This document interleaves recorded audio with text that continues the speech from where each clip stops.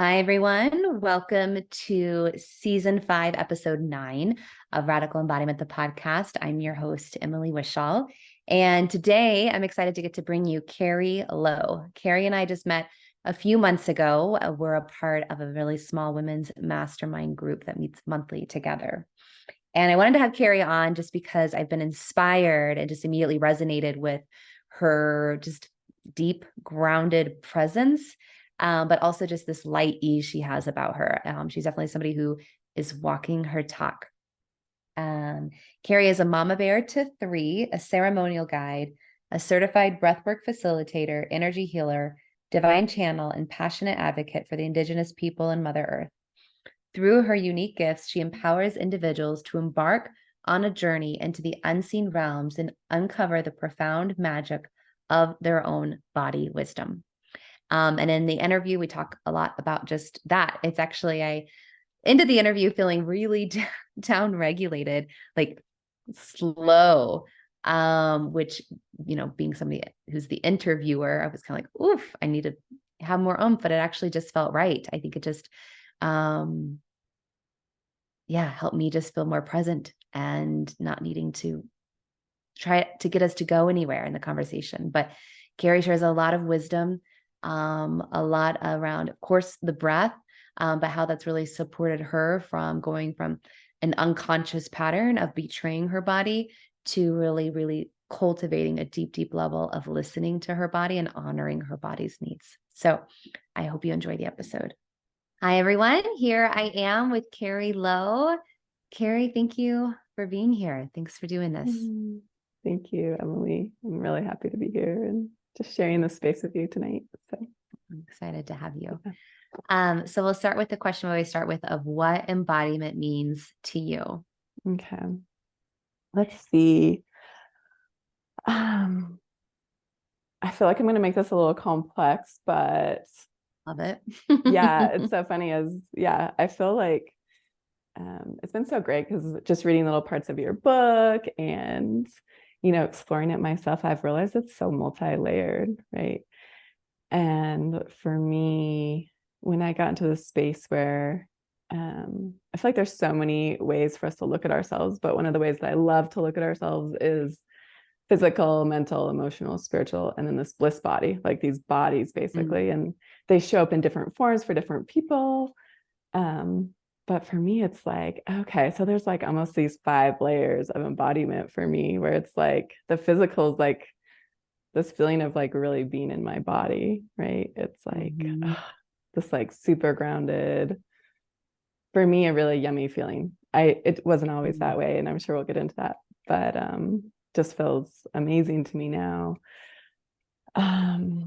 Where, I basically feel like my nervous system is regulated. It just feels so like almost heavy in my womb and just at ease and in this inner peace.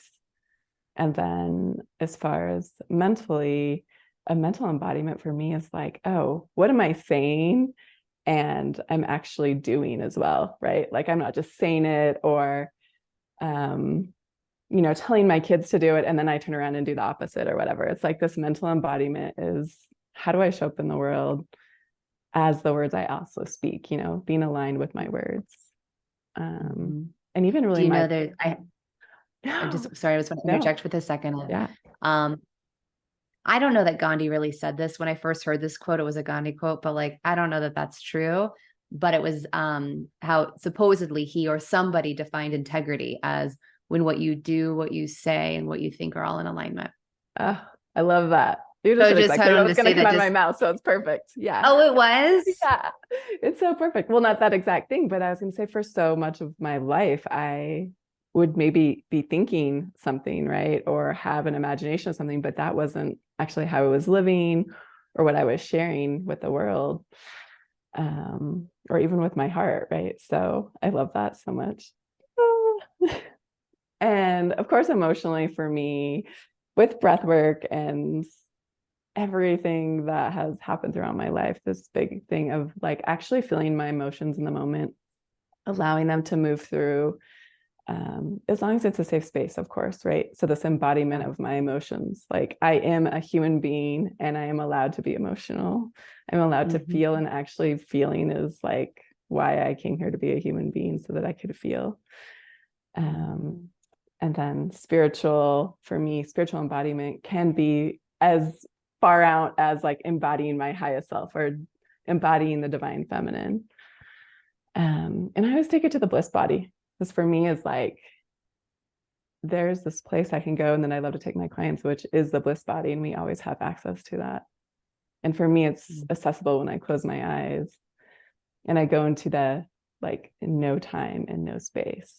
And that doesn't even feel like embodiment, like that word, right? But to me, in that moment, I feel like I'm embodying my bliss body. Like I'm fully in that, right? So would you say kind of a for long you, answer to your question, huh? oh, I love it. No, and I've had so many different long people who've given like two-part answers, like the short and then the long. Because I think, and part of why I like to start these conversations with what embodiment means to somebody is we all have our own little, unique flavors or twists, or maybe they're a little different but similar. And I just think it's curious, and I like to hear how people relate to that word. And so I'm then even curious for you, since you kind of broke it down, these 5 aspects of our being, do you see an interplay relationship between them, or how do you see those relating to each other? Or does one, if I can be in my physical body, does that impact another, or vice versa? Or are they all kind of coming together in this culmination? Yeah, gosh, that's such a great question, because my journey through being a breathwork facilitator, I've come to so many more realizations with that. And I have a feeling that I'll even have more as life goes on. I think it was actually just some point last year where I realized I was learning more and more about grief work. And I was like, holy shit. Can I swear on here? Holy shit. Like, You can. wow, what's happening, another layer that's happening in breath work is that as the emotional, as all those sync and line up, the body gets to heal, and we get to drop into our body as a bliss body or the spiritual body. But when like we're not able to drop into our physical body or our mental body or emotional body because there's just so much old energy in there, then we actually don't have access to that. Yeah, I think that answers, that they're so related, and they're so related in like our experience of life, like what we get to experience. So I'm going to go a little into your own story, because you even kind of alluded to it of, I wasn't always in my bliss body or able to access that. So can you kind of walk us through and just share a little of your own life journey and how you got to the work you do today? And to me, just little bit of being around you, you have a very blissful, light, yet grounded, I think, presence and energy that's attractive and curious to me. But I'm imagining that's, well, one, not always the case, and being a human in this world, but then two, it's because you cultivate the practice of that. But what kind of has motivated and led you there? Thank you. First of all, thank you. I realized in this last week how much I enjoy people receiving me, which is a huge practice for me. Like just to actually be with you as you're receiving me feels like, wow, so amazing. And I used to skip those moments. Yeah. Wow, what a great thing to name out loud for all of us to hear, the listeners to hear. Because even you naming that, I noticed a shift just in my body, in my state, like a softening, a deeper level of presence. Yeah.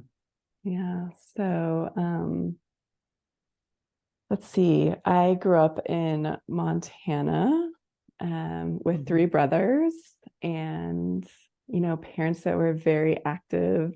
My dad was a ski patrol. My older brothers were in all sorts of sports. And so it was very much that I was basically put in this kind of masculine state. My mom was more of a tomboy for sure. And so I just grew up in this state of like mind over matter in a lot of, coaching situations with sports, with soccer and track, where it was like mind over matter, mind over matter. Like there was never a honoring. I was never ever taught to honor my body or to even know about like my bleeding cycle or anything like that. And I went on to also, I had I basically had a high intelligence for traditional school, right? So there was just this like natural way of overachieving, basically, which was also supported within my family system. So I went to college. I was a college athlete. I played soccer in college. Again, like this, like 3 practices a day, where when I remember our team went to all get physicals together, because that's how it was done in college at that time. We all went to the doctor's office together. Like we were all had high ketones. And basically the doctor had to be like, hey, you are basically over exercising these girls. They're basically like eating their own muscles. So like, I just remember that being like, wow, that's crazy. Like that's how hard I'm working. But I was just so used to doing it that it was normal for me. Yeah. So, and then I went on to be a veterinarian.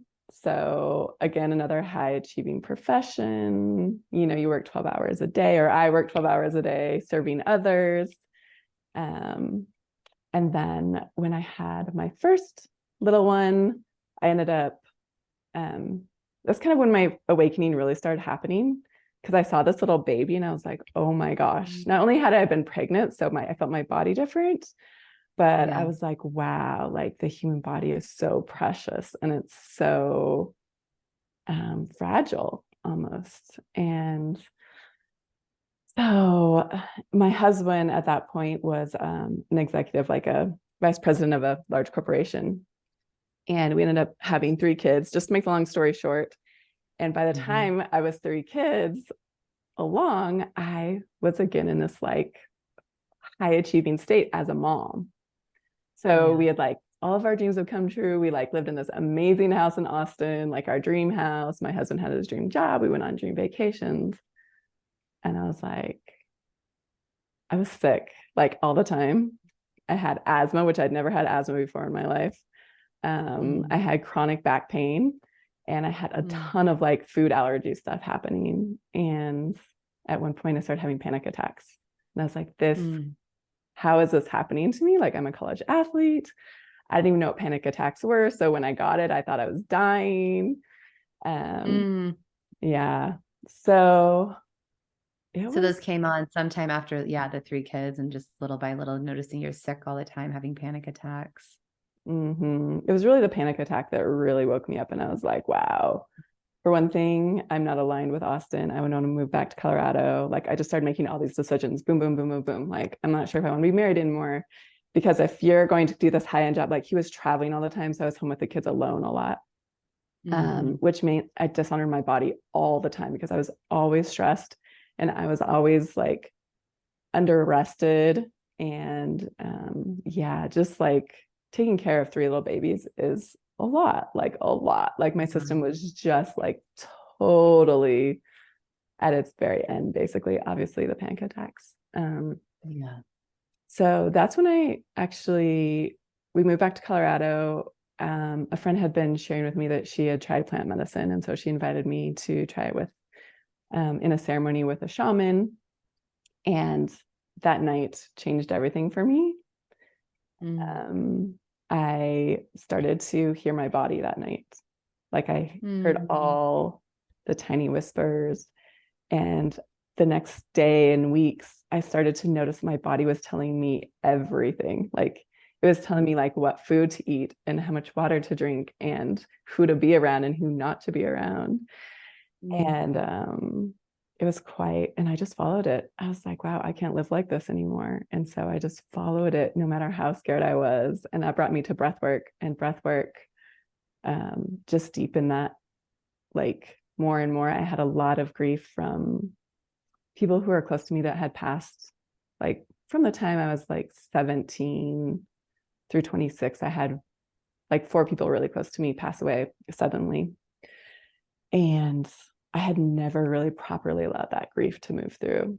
So there's like so many facets to this, right? And so many layers. Again, like we're such complex human beings, right? So I'll try to shorten it from here, but it was the breath work just helped me move through so much grief. And I went to 3 different trainings for breath work, like pretty much right away after I tried my first breath work. And within that time, I just connected with all these people that were like in their bodies and these leaders and my teachers. And I was like, wow, like the way that they were living their life so aligned and in this way that just created like inner peace because they were just living from that and they were making all their choices from that. And I'm just so grateful for that time in my life because I literally like realized I was controlling everything about my kids. And so I was able to just let them be on their paths and just really honor them and teach them to honor their bodies and honor their grief. Yeah. And it was during that time that I just dropped into my own body and I had never been there before. Like, I had spent my life like being cold, like having my feet cold or my hands cold because I was just used to it from being a kid in Montana or outside playing with my brothers, or like even sleeping at night cold, like not even with enough blankets on me. I was so disconnected from my body. And I just started loving my body so much. Like I literally just like, even if I woke up in the middle of the night, I would just be like, I love you. I love you. Thank you for like all that you brought me. Like, thank you for my beautiful life. Thank you for like where I am. Thank you for like allowing me to breathe and to experience life itself. Thank you for allowing me to feel like what it's like to touch another being. It was at that time that I started uncoupling with my husband. There's this touch piece that I wasn't actually receiving in the relationship. And I asked for it at that time because, you know, my body was speaking this like, hey, I want to be touched. Like, not just sexually or intimately, but like, I like want to be cuddled all the time. Like, I love being cuddled. I love being touched. And it wasn't something that my husband was like comfortable with. He wasn't willing to really do the work to go there. It's not his love language. His love language is total service. And yeah. And then I just started to meet different men that were there and that could be so present with me and also valued touch. And yeah, I don't know how much further to go with any of this, but it was just a beautiful awakening, like really a human awakening more, even though it started with a spiritual awakening. It was like, oh, this is what it's like to really be human, to really like come here and appreciate. I like that language of human awakening. Yeah. Like it feels like to me, it's like this, not just one moment, but a myriad of multiple moments and coming together where you really, for the first time, were like, oh, this is what, sorry, I'm on a ball. I only have one foot on the ground. It started falling. Talk about being in a human body. I'm always bouncing and then every now and then I slip. But yeah, I feel like it's just like this level of recognition. And I think even when it comes to this journey of learning to really love our bodies, I think if we can even just have that, it might sound simple, but like that deep level of recognition of like, holy shit, like I'm in a body. Like it's trippy, you know. I think we just take it for granted. This is what we know in this life. But if we really think about it, it's like, well, wait, this is just this vessel that wasn't always here. It won't always be here. My soul is somewhere in this vessel. My essence is in this vessel. It won't always be there. Like that's wild to think about. And I think that, yeah, like this human awakening of what it is, I think that can even just bring a softening if someone's feeling harsh towards their body, resistance to their body, to help soften that into a little bit more of acceptance or patience and hopefully love. Yeah.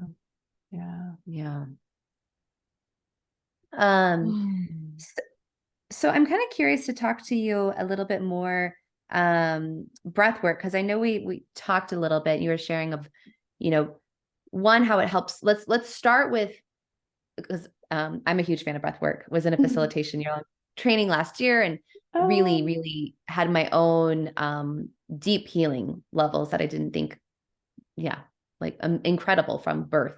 Won't go into all that right now, but I think was one of the quickest ways to be in a more embodied, aware state. So what to you, Carrie, does breath work mean? What are the different, like, because it can be so different. And let's start there. Like even me in the 3 trainings that I've done, I've only scratched the surface of breath work. So to me, breath work is really when we just use our breath intentionally. I think that's the shortest definition for me. And again, there's so many layers, right? But I do use shorter versions of breathwork, like breathwork practices with my clients and with myself, like even literally just as simple as like a deep belly breath. A slow, deep belly breath is like just, wow, such a reset. So my breathwork encompasses a lot, but what I take people through that is life-changing for them is conscious connected breathwork. And it's it's like a 30-minute session of a continuous breathwork pattern. And I have different patterns that I work with. I've also done rebirthing, which isn't necessarily timed for 30 minutes and can also be done in warm water. So yeah, and it really, I would say the biggest thing for me, the breath does in the way that I use it for myself and clients is that it creates spaciousness. And in that spaciousness, our body has a opportunity to pause, to relax, to just be, to receive. And it's like really just receive nourishment, number one, but also receive what happens in a lot of conscious connected. And once you do it more and more, which you may already have this, but then you can use the deep breath to access that, is this opening to really divine guidance or a higher power or a higher self. And we become sourced from that. We no longer have to necessarily use our brain. We can use our brain to give something attention or a part on our body attention, and then allow that wisdom to come out of our body or to come from this unseen world and just be there for us versus having to be in our head all the time. Like I was taught, you store all this knowledge and then you use that knowledge in the world. And breathwork has really changed that to be like, oh, I get to be a channel and I don't have to store anything. Like it's always right here waiting for me. Yeah. And I access that through the breath, and I love teaching other people to also access that. So yeah, that's kind of like wild, I think, to think about. And to I am pausing because of the question, because I have my own internal felt sense of what you're saying, but I'm trying to think of how can we distill that for a listener that's like, might be like, this sounds like really wild or way out there. Yeah. Because it may, if you haven't had an experience similar, or if it's too woo or something, but one way, and you'll let me know, Carrie, if this is like, yeah, let's just have a conversation of this if this isn't quite right. But, I often think of, our minds, and we're trained and conditioned, especially, in the US, in the States, in our culture, of like, do, go, go. Like our brain's always almost like trying to figure out the next thing. What's the next thing? Figuring this out. I'm figuring this out. I'm managing. Which is exhausting and is a pretty disembodied, scattered state to be in. Versus part of what I think you're saying, or at least how I'm hearing you say it, is the breath is helping to create more space energetically and even within your nervous system to feel more safe, to be more regulated, which then allows you probably really to tap into your deeper intuition and not need to try to manage from this like linear mental space so much your life or your schedule or your goals or yeah, I love that. I think intuition is a great word that's a little more relatable for everyone. And there's more of that nervous system piece that I can expand on, that when please do. Like I'm almost talking from a place of when you've done so much breath work. But really what happens for a lot of people when they're first doing breath work is that they may be completing multiple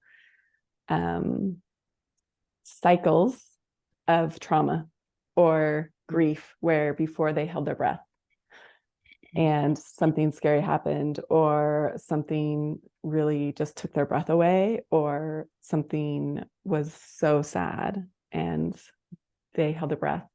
And so that conscious connected breath actually helps them to complete that cycle in the nervous system. So that's one way to look at it. And once that is completed, it's no longer stuck in the body.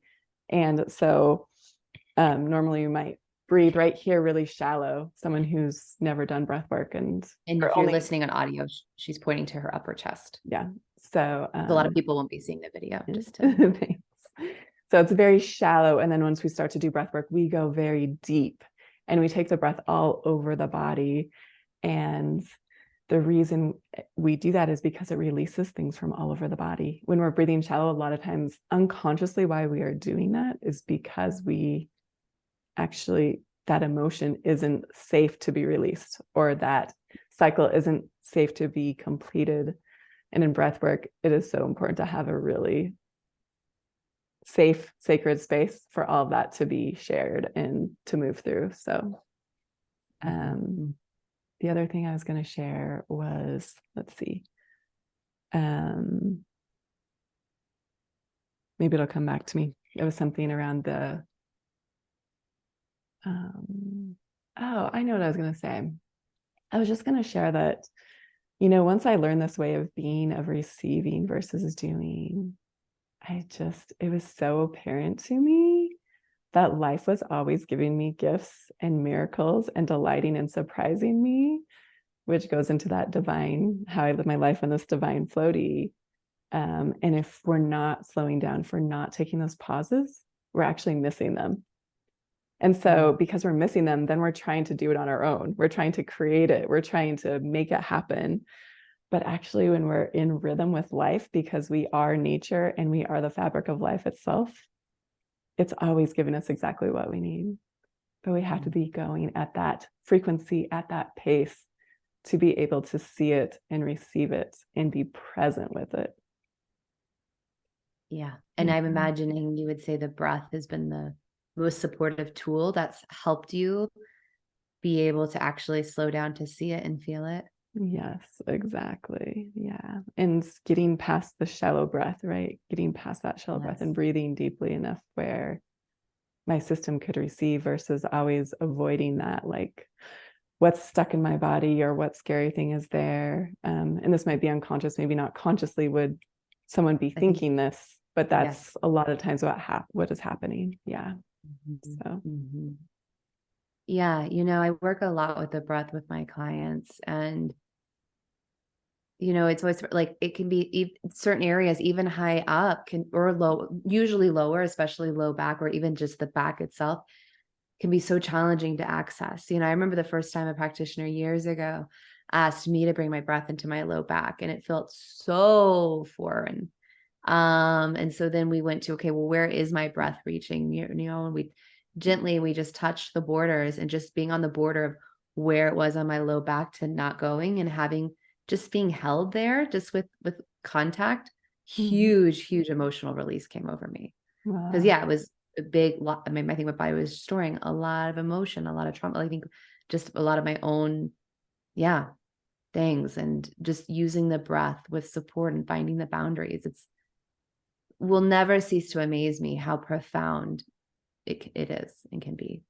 Yeah, it's so beautiful. And I think the other beautiful thing is sometimes we have an awareness of what that is, but the breath is so beautiful in that it releases it without having to re-experience it necessarily. It's so wise. I always say the breath is our superpower, because when we use it intentionally, it heals us without having to, like maybe in talk therapy where there are some things that it's good to talk about. I'm not saying it's bad to talk about all things, but it is, sometimes we don't even know what those little things are. It could be literally spilling your milk when you're a child. And that's still keeping you from accessing, you know, your entire body. And it's like, oh, the breath just moves that through. So with such ease, without us having to force it or talk about it or know with our mind what that was. Yeah. It's yes. Yeah. Really gentle. Yeah. And it's interesting what you say, because I work with some PTSD, some veterans, and we really just start in the belly, and it's such a slow process to go to the lower back. and underneath the diaphragm Mm-hmm. and into the legs and the arms. It's such like a slow, gentle process because yeah, this stuff it's precious really in the end. Yeah. Mm-hmm. Yeah. So I want to go a little bit curious of one of the things you had said to me, and I normally would have asked this more specifically before we talk, because I think it relates to your story. And I know you kind of talked a little bit about it, but I think it would serve listeners to go deeper of, and you'll let me know, this isn't you, maybe it's a client, you have a story around somebody who's been betraying themselves or betraying their body. Mm-hmm. Um, and, having chronic illness or other just body stuff, to then how breath work or coming into their body just with their breath has helped love them more. Like, would you say that, kind of the story you shared at the beginning was kind of you like betraying your body, or is, is that too strong a language? No, it's definitely language I use for sure. That I was, Mhm. yeah, I had a lot of self-betrayal that was happening, not just in my body, but in my choices in life. Um, and when I And that started you think we're on, unconscious. yeah, definitely Yeah. unconscious. Yes, definitely unconscious. And when I became aware, when I took that step back as the witness with awareness and started Mhm. realizing, oh, where am I lying to myself to just continue what's comfortable versus having to face something or change something that I was used to doing. And I really just started to honor my body, which was such a radical thing. As you know, you use that word in our society and be like, wow, my body doesn't want to go to that thing tonight, even though I should go. Like somebody, like Mm. my brain maybe even be telling I should go and it's the important thing to do.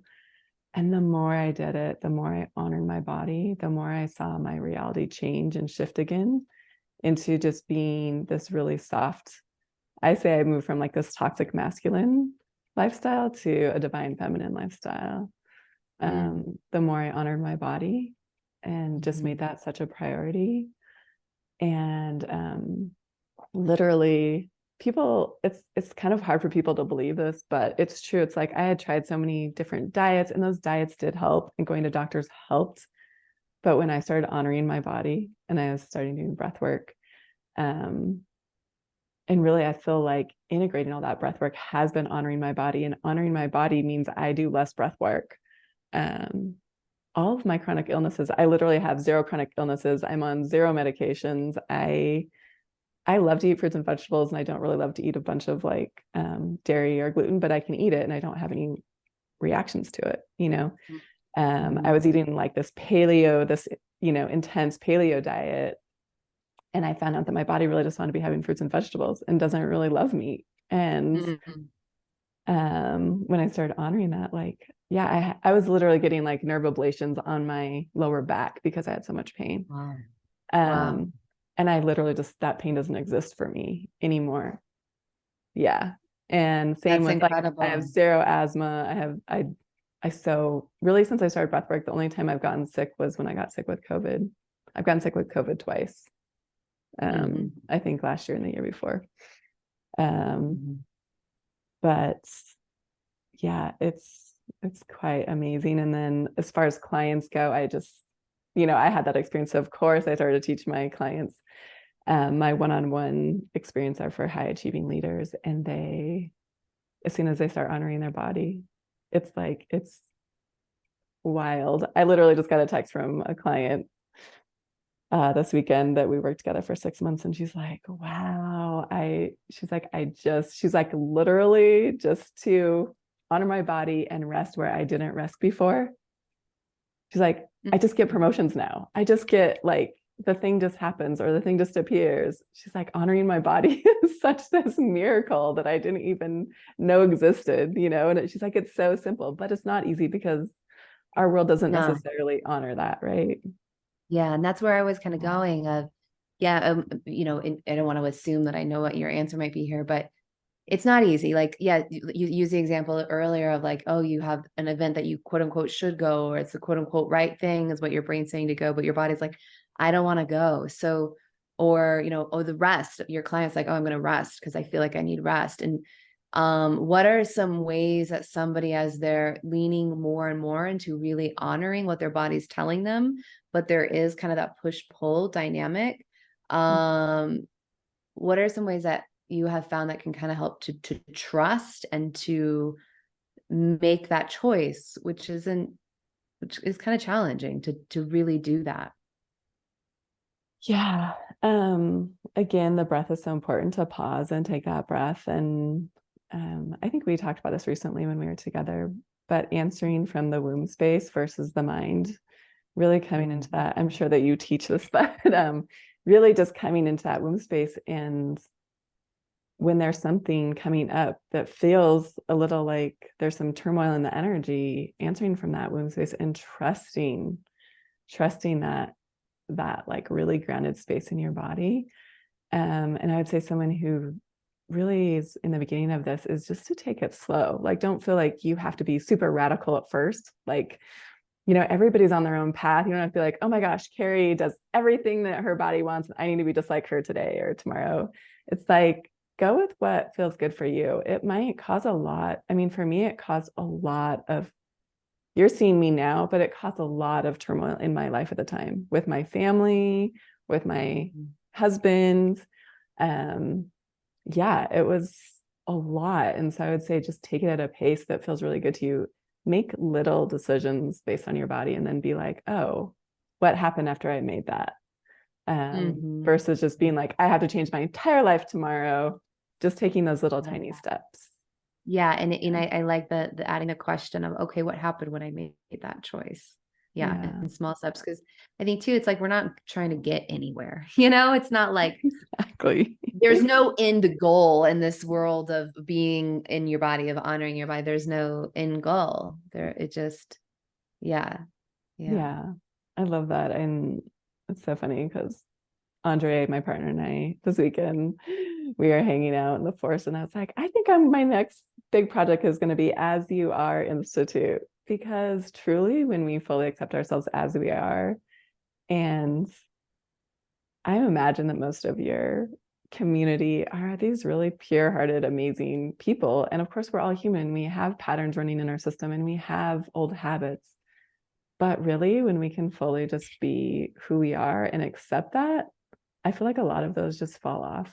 And yeah, just like what you're saying, it just reminds me of like, there's nowhere to go.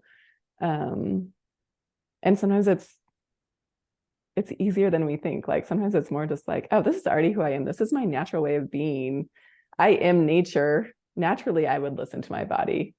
So it's really quite, natural. And I think the other thing that just adds to all of that has been huge for me is just to be playful, playing with it, right? We talked about that, like the pleasure and the play versus the seriousness. And I catch myself in this all the time because my life is so kind of like serious, and I'm like, wow, no, I get to play with this. This gets to be pleasurable.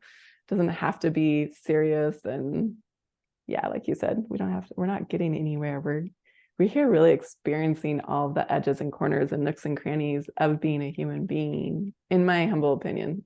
This is my very humble opinion, right? And like, that's where the pleasure is for me anyway. Like, I feel so much pleasure now in grieving, or even like when my kids are in front of me, and I have 3 teenage girls now, and it's like, wow, there's just so much energy there, and I'm like, whoa, like my body is feeling so much inside because I'm such a like deep empath. That it's like, wow.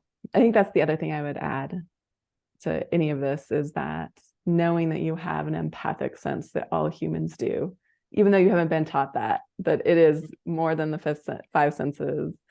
And you can always pull that sense back in. Like when you're in nature, of course, you're like, oh my gosh, I want to feel everything, and it feels so good. Or maybe you're the person that you're like, oh, I'm at a party and I want to feel everyone, it feels so good. But that you actually are an ally with your body, and it's not just your body telling you, but you also can share with your body, like, hey, let's pull it in, let's not be so open, let's like have a little bit of like just inward energy now that's like really dense, so that nothing can enter it. So that would be that's really good to distinguish that you're allies with each other, your body and you. And it's a two-way conversation, a Mhm. two-way. Yeah. And to keep it playful and pleasurable and let it feel fun. Yeah. Cause I think that's huge. It's key, to just get to be play. Yeah. Be curious. Yeah. Feels so Amazing. good. Ah. Yeah. Yeah. I had to, it was a handful of years now ago, 4 or 5 years ago, but I was re-looking at my core values, and play had to get moved way up high list of like prioritizing play as a high value. And it's something because I was realizing I was so rigid and serious in my life and what I was creating and what I was doing. And it's something I had forgotten about until one of my best girlfriends recently reflected. She was like, "Oh yeah, play is one of your highest core values. And like, you've lived that so well. I see you playing all." And I was like, "Oh, right. I forgot because sometimes I'm like, oh, I play too much." Oh my gosh, I love that.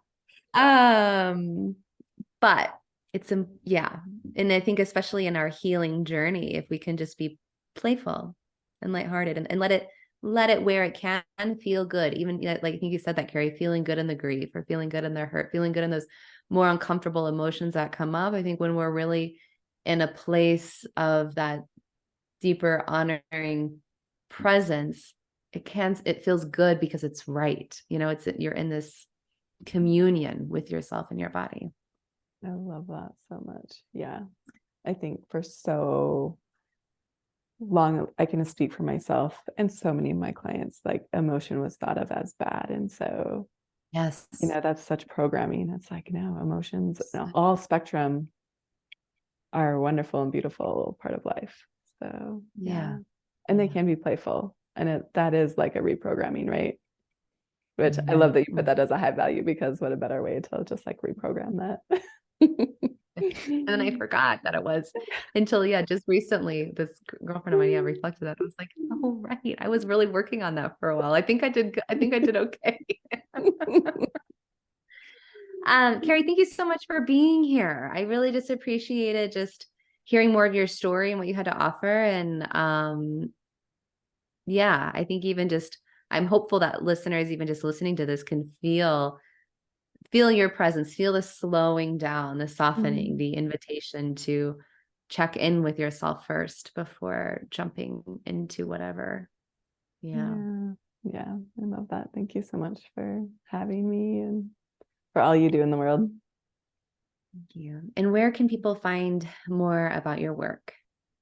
They can find me at www.soulbreath.com, and that's SOL, like the sun, and breath.com, or at Carrie Luna Sky on Instagram, which is CarrieAlunaSky.